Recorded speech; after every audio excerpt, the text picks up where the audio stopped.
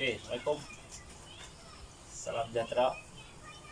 Hari ni kita nak unboxing mesin Stihl, made in German. Okay. Ini adalah model 180 MS180 cc ya. Jadi kita nak test dia punya dia punya power lah. Macam mana? So kita nak try lah. Okay, jumpa selepas ni.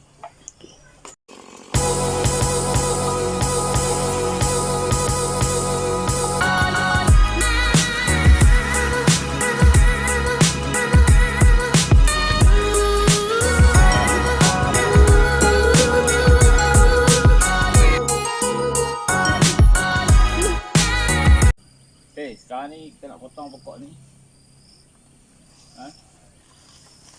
Inilah pokok ni. Kita menggunakan mesin ni ya.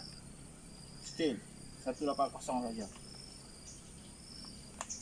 Yang penting jaga keselamatan pakai PPE.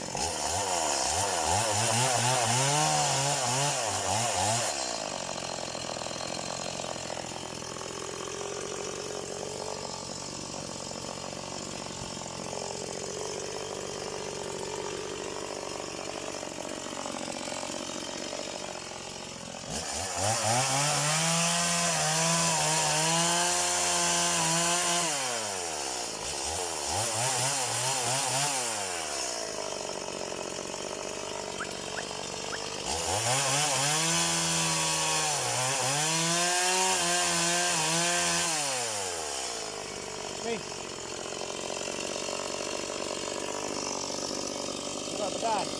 Buat tak.